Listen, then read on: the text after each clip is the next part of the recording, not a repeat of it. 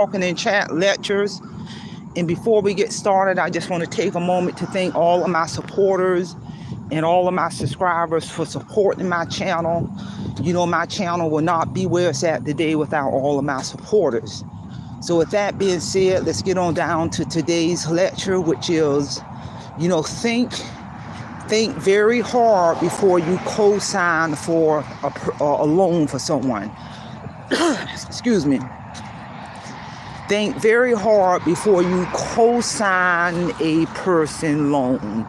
And I'm going to share some reasons why you really need to think hard. First of all, if a person needs a co-signer for a loan, I don't care if they're trying to get a personal loan, a loan to purchase a home, a loan to purchase a car or a motorcycle, or a loan for a home improvement, or any kind of loan that they're trying to attain.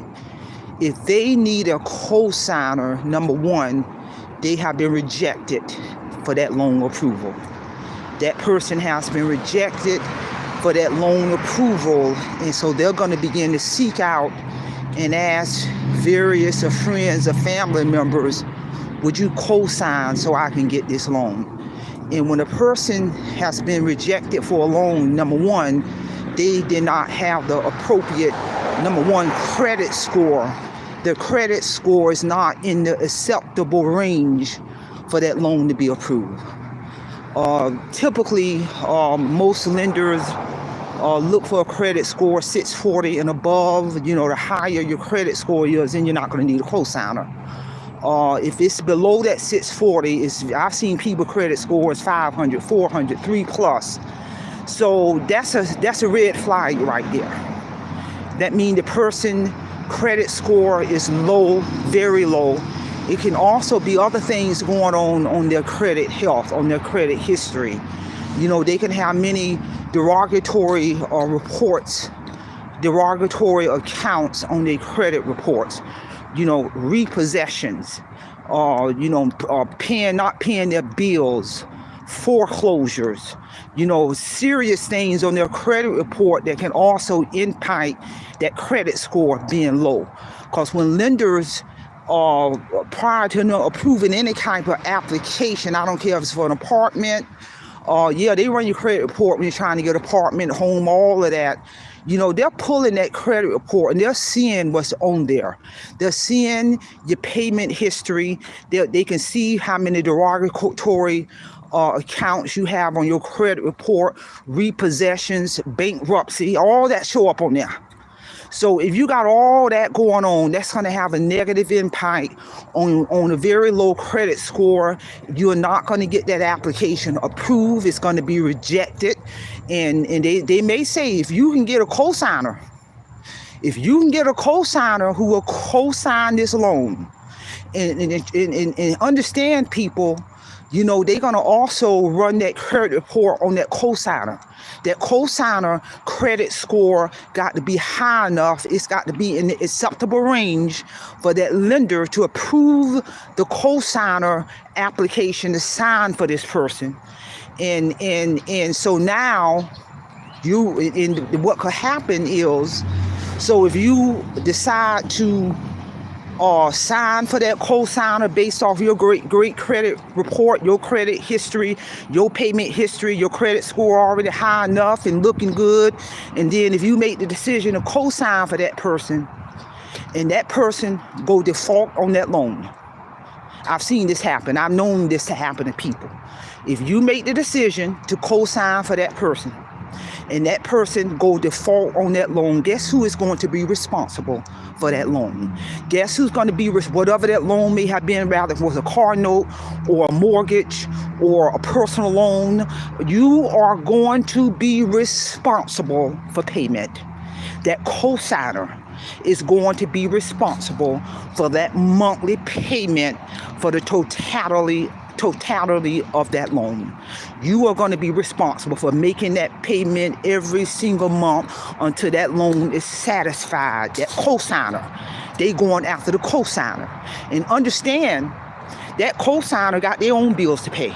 They got their own mortgage and car note and car insurance and taking care of their kids and their own bills, and they may have their own school loans and credit card bills, their own bills.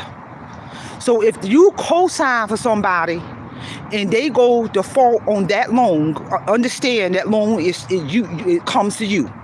That payment coming to you.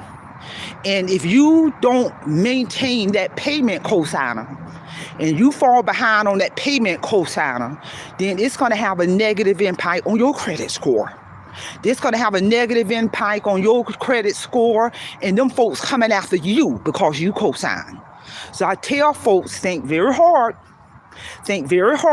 before you make the decision to sign on the dotted line as a co-signer for someone else who already has jacked up poor credit history, credit report, credit health. I tell a person, instead of going out and asking somebody to be a co-signer for you and risking somebody else's financial health, which they ain't thinking about that anyway. They just want the loan to be approved. They ain't thinking about if they're going to mess up somebody else's credit report. I'm keeping it real. I tell the person, do what you need to do to repair your credit score. Do what you need to do to repair your credit health. Manage your money, control your money, fix your credit health so you won't need no cosigner. Versus risking somebody else's financial health because of your irresponsibility. This is real talk, people. I've seen a lot of co-signers. I've seen a lot of people who have gotten their credit scores messed up, bill collectors coming after them behind somebody else's debt because they made the poor decision to sign the dotted line. Ain't nobody forcing you to do it, but understand you really, really need to think about all of the consequences. You got to think about it all, because bottom line, if that person go default on that bill, you will be 100% responsible for paying off that bill in its totality, and it can lead to financial destruction on that cosigner. And I'm here to tell you. So pass this information along. Somebody might need to hear it in terms of think twice before you become a cosigner and sign a loan for the person to be approved. And don't forget to mark your calendar for August the 25th. I'm going to do a relational live screen lecture on the edited narration of my audio book. My book was the audio version of my book was done by Audiobook Network. It became available October 2023. So if you want to find out about the edited audio narration of my book titled Awake Financial Freedom, tune in August the 25th at 9 a.m. Eastern Standard Time. I'm going to be ready to get down to business. That's all I have. Simplify, simple fidelity, and I'm leaving the care of your own conscience.